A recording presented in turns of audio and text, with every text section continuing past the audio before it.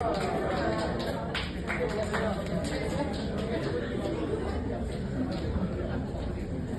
vous l'aurez fait, vous me faites signe. Merci. Merci à tous ceux qui ont fait des textes qui m'interpellent. Et ça me touche du fond du cœur, donc je voulais vous le dire. Je me rends dans le confessionnal chez le curé. Pardonnez-moi mon père, mais je dois me confesser. C'est un peu caricaturé, mais je pense être une stressée existentielle. Car je vérifie toutes les choses 1000 fois de façon obsessionnelle.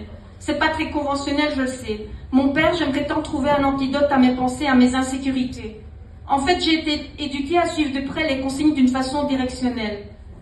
Merci mon colonel. On ne faisait jamais dans la dentelle. On évitait donc l'émotionnel, surtout si c'était personnel. Mais à l'inconditionnel, tel un psy, il fallait écouter leurs petits problèmes personnels. Sinon, gare au drame irrationnel. Donc, en cas de faiblesse ou de SOS détresse, surtout pendant ces périodes de fête et d'ivresse, s'il vous plaît, soyez chic. Évitez tout excès de vitesse et retenez votre langue de justesse. Surtout si vous avez la chance d'avoir une grande famille, il y en aura toujours un avec un peu de souplesse. Inspirez une bouffée d'air frais, retenez votre langue et répétez dans votre tête. Les chaussettes de l'archiduchesse sont-elles sèches? Archi sèches. Mon grand-père m'avait appris ce petit jeu fantastique. J'ai trouvé qu'il était assez comique. Et lorsque les choses dans la famille dépassaient le diplomatique pour frôler le Titanic, admiratif, je le contemplais garder son calme. Mettre de l'eau dans son vin, comme il disait. Et puis il faisait le sourd d'une manière systématique. Jusqu'à présent, j'en suis certaine, il m'avait appris la tactique du silence. Chez moi, on me consolait avec de la nourriture si je manquais de tendresse. Grâce à la natation, un jour, j'ai changé à toute vitesse. Cela effrayait mon père, d'autant plus strict en utilisant la technique de la culpabilité, me protégeant ainsi des lois de l'univers, de son instabilité, de ses probabilités. Car j'étais trop ou jamais assez. Plus tard, j'étais désemparée face aux nouvelles responsabilités, car une fois autonome avec de vraies difficultés, ma sensibilité me rappelait sans cesse mon inutilité. Merci à la culpabilité.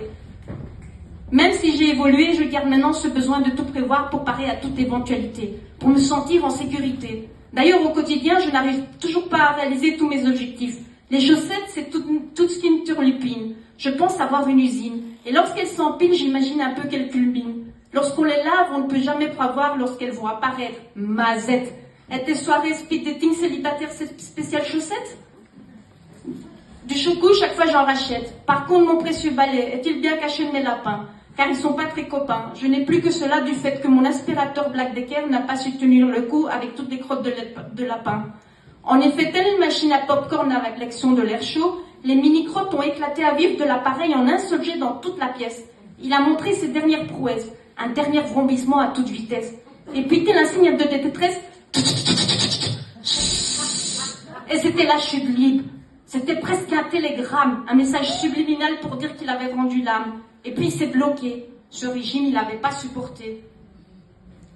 Et sinon, aïe, ai-je bien caché mes câbles avec des coussins?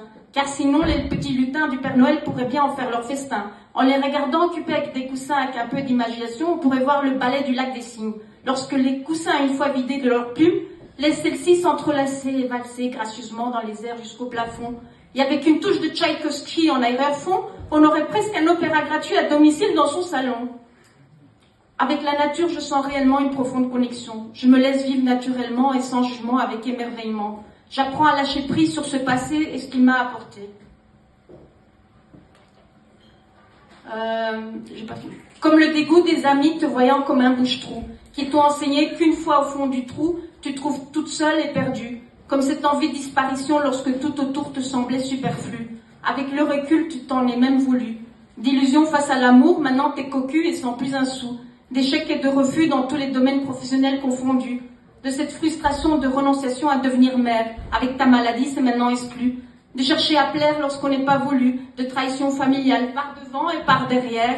Tu t'en es même pas aperçu. Mais désormais, tu dis non, on pleure, car toi aussi t'as de la valeur. Tu grandis encore chaque jour, t'arrives enfin à t'estimer avec tes imperfections. À savoir dire non.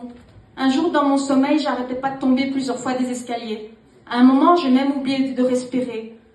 Mais heureusement, mon ange gardien a fait l'appel à mon ange poilu, juste à temps pour me réveiller. Il a senti que j'avais besoin d'être rassurée, et il m'a demandé de le caresser.